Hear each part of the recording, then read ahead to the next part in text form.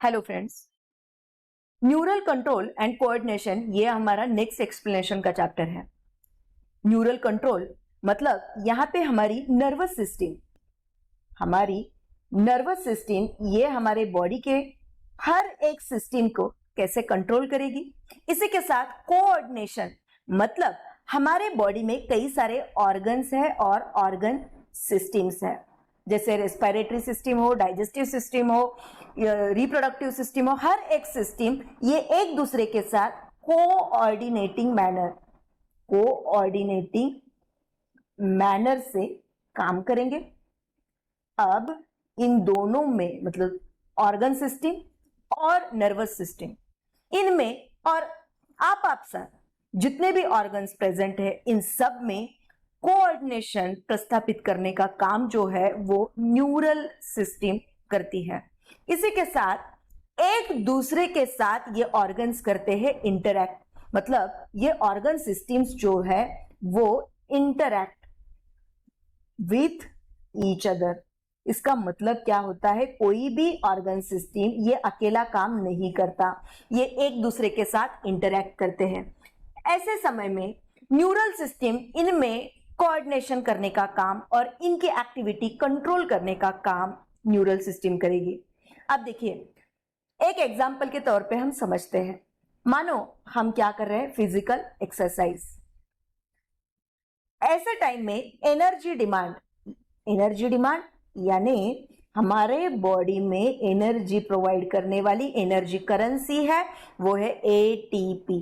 तो एटीपी की डिमांड क्या हो जाएगी, यहाँ पे इंक्रीज हो जाएगी।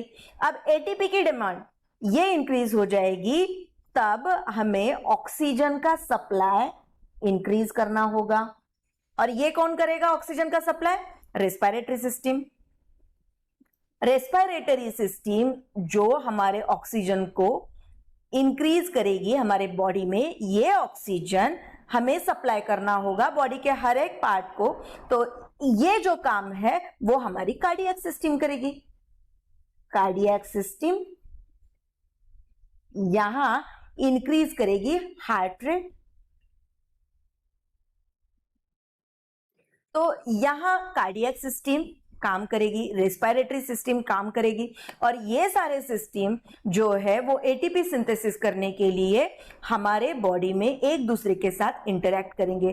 तो ये जो सिस्टम्स है जो एक दूसरे के साथ इंटरैक्ट करते हैं, यहां ये क्या होते हैं, नर्वस सिस्टम इन्हें कंट्रोल करेगा। जब एक्सरसाइज हमने स्टॉप किया, स्टॉप फिजिकल एक्सरसाइज, तो ये सारे सिस्टम जो काम इंक्रीज, जिनका वर्क इंक्रीज हो गया था, वो क्या हो जाएंगे, नॉर्मल हो जाएंगे।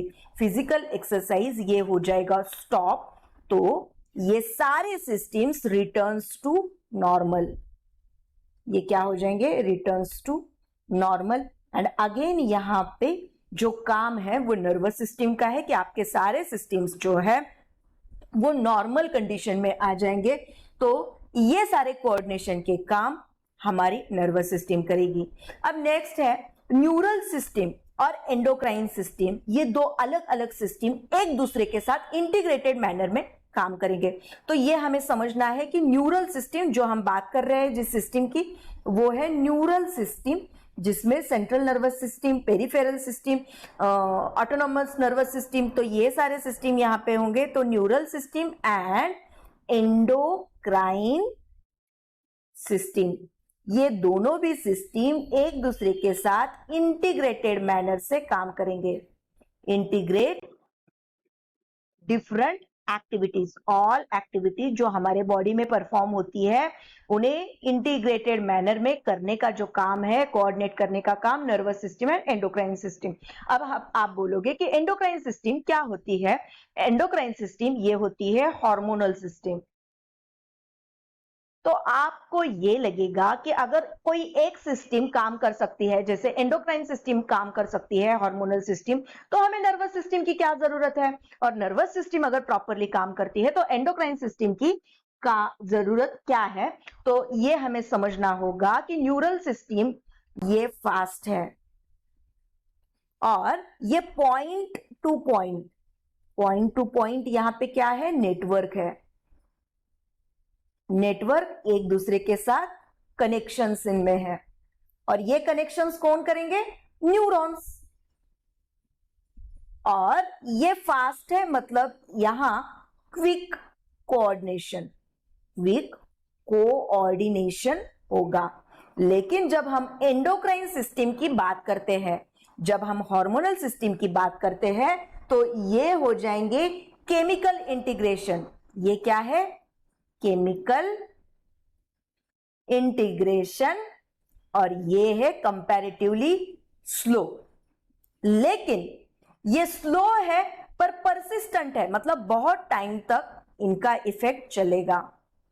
लेकिन ये फास्ट है, नर्वस सिस्टम ये फास्ट है, लेकिन ये क्या बहुत टाइम तक इनका इफेक्ट नहीं चलता, ये लॉन्ग लास्टिंग नहीं है, नॉट लॉन्ग लास्टिंग। तो हम क्या बोल सकते हैं? नर्वस सिस्टम फास्ट है लेकिन इसका इफेक्ट लॉन्ग लास्टिंग नहीं है।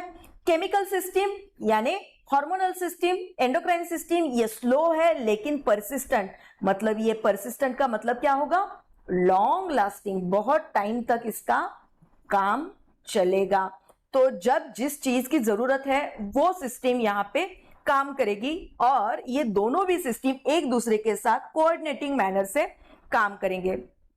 नर्वस कोऑर्डिनेशन, अब हमारे बॉडी में दो तरह के कोऑर्डिनेशन है, एक है नर्वस कोऑर्डिनेशन और दूसरा है हार्मोनल कोऑर्डिनेशन। इसके बाद इस चैप्टर में हम बेसिकली कौन सी चीजें पढ़ने वाले हैं, ये इंट्रोडक्टरी पार्ट है। तो इस टॉपिक के कौन कौन से पॉइंट्स, इंपॉर्टेंट पॉइंट्स, ये हमें डिटेल में पढ़ने हैं। तो फर्स्ट है transmission of nerve impulses. Transmission, अलग अलग इंपल्सेस कैसे ट्रांसमिट होते हैं हमारे बॉडी में, ऑफ नर्व इंपल्सेस। इसी के साथ ये जो इंपल्स है ये कैसे कंडक्ट होंगे अक्रॉस साइनैप्स। अब साइनैप्स क्या है ये भी हम देखेंगे। तो कंडक्शन वहन करना, conduction of impulses across a synapse.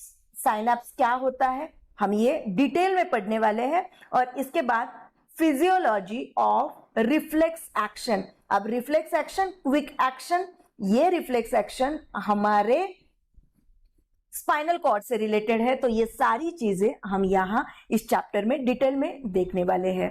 तो नेक्स्ट चैप्टर में हम जो पॉइंट्स पढ़ेंगे वो नर्वस कंट्रोल एंड कोऑर्डिनेशन के जो पार्ट्स है, लाइक न्यूरॉन्स, उनका स्ट्रक्चर कैसे होता है, साइनैप्स क्या होते हैं, ये पॉइंट नेक्स्ट वीडियो में हम डिटेल में पढ़ेंगे। Thank you.